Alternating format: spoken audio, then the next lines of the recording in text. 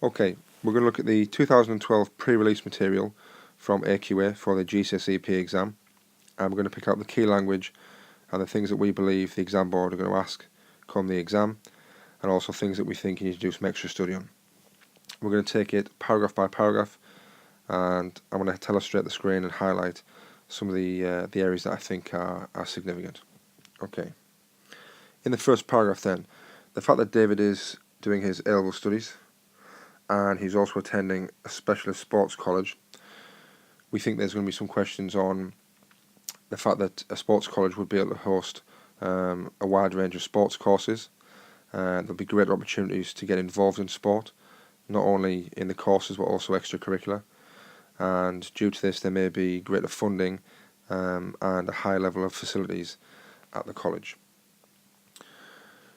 The other item in the first paragraph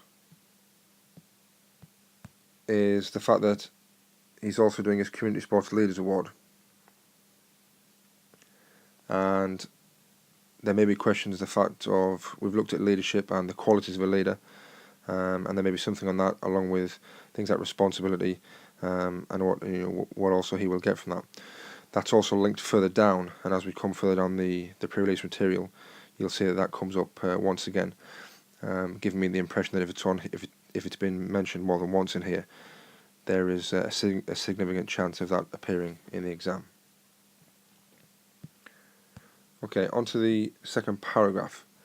The first thing that comes up, I believe, is that his time at school, he's been involved in a number of sports teams, and I believe this will lead to some questions on extracurricular provision, how students and young people can take part in sports teams, and how PE departments facilitate that through different teams, through lots of different sports, and also exit routes.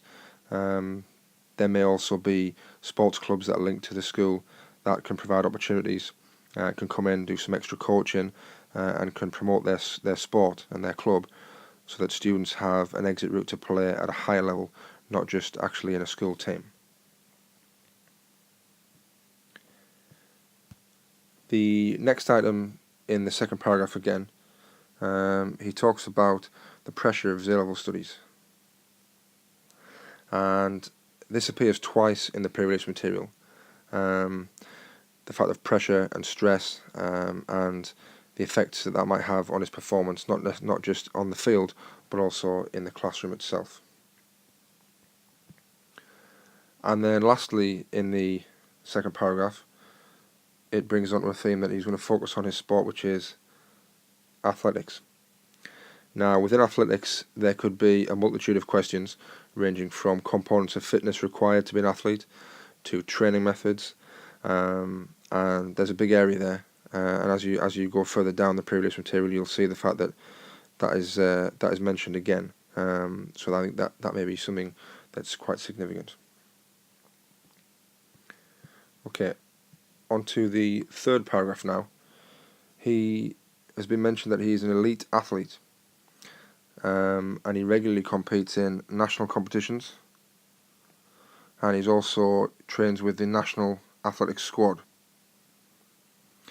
3 items there that I think are very, very significant, talking about the opportunities and the pathways to become an elite athlete, the opportunity to compete at an elite level, and going up from novice to a club player to a county or district player to then becoming an elite athlete, and the opportunities that are available at that level.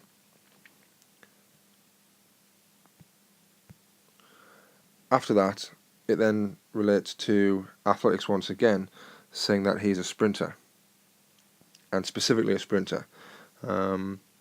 Within this, I believe there'll be something on components of fitness, the components of fitness that you require to have as a sprinter, different training methods that he may use as a sprinter, and also the muscle fibres that he may have to have more of or less of to be an elite sprinter.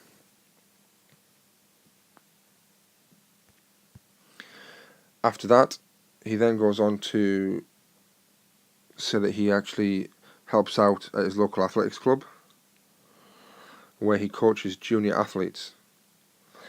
Again, that's bringing in another side of the leadership in the first paragraph.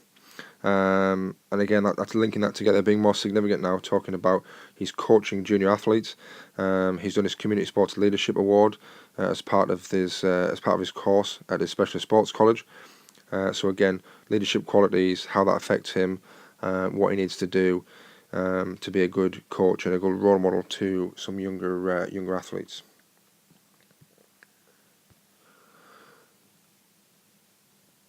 Within the third paragraph as well, and it's the biggest paragraph and it also holds most of the significant areas. He then says he receives support from a sports nutritionalist. This will no doubt bring in areas of diet and nutrition and the foods that he would require to be elite in his sport, the foods that we would require to eat prior to an event to give him energy boosts, and also in his recovery after an event. The last item in the paragraph also talks about the fact that he works with a physiotherapist. This may lead to questions on safety in sport, sports injuries, the prevention of injuries, and possibly warm-ups and how he would prevent injury on the day by making sure he was sufficiently warmed up and his body was ready to compete. Okay, into the fourth paragraph, and he talks that he's actually represented his country at the Youth Olympic Games, and there may be some questions directly on the Olympics from this, but I think that it may centre around the fact that there is elite opportunities for young people at his level. So because he's an elite athlete, he's able to represent his country, he's able to compete and sprint against young people from all around the world, and to give him the opportunity to be in national athletics competitions, so he can test himself against the best from all over the world and all over the country. Okay. Also in the fourth paragraph, it relates back to his sprinting as well, and the fact that he does 100 metres and the 4x100 metre relay. Again, exactly the same area as sprinting before. It could cover questions on his components of fitness required for this, his training methods that he needs to compete. And then lastly, in the fourth paragraph, he also says he finds it exciting but a stressful challenge. And again, that links back to the pressure that we talked about in the second paragraph, the pressure of his A-level studies. And it's a stressful challenge, and maybe the different factors that affect performance, and stress and pressure being one of those, and how he handles that and how he manages his time and his training and his studies as well. Okay, into the final paragraph, the fifth paragraph. It talks about David hoping to continue his education at university. And again, there may be a link there from school to sixth form college and up to university through an academic pathway.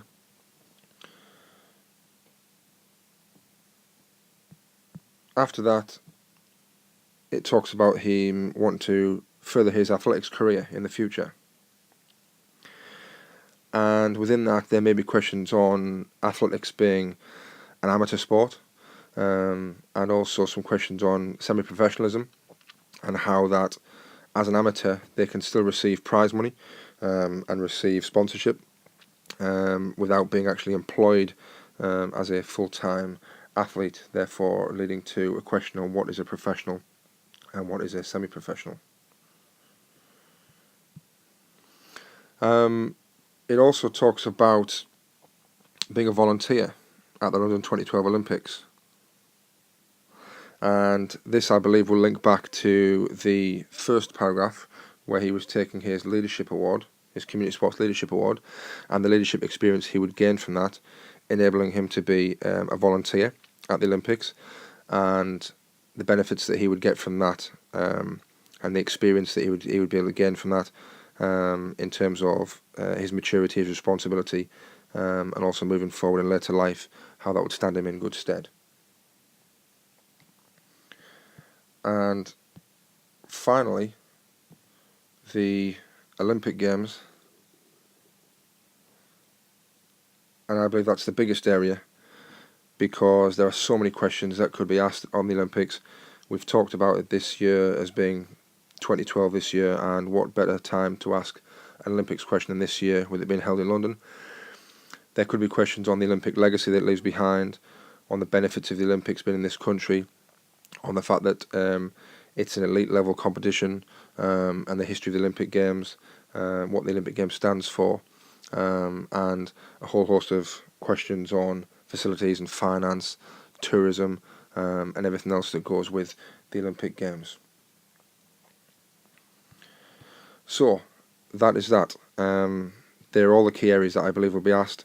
They're all the areas that I think are significant within the pre-release material, and it's now up to you to go away to study those, to make sure you know everything about those areas, and to not go into the exam without fully knowing everything that you think you're going to be asked on every one of those key areas.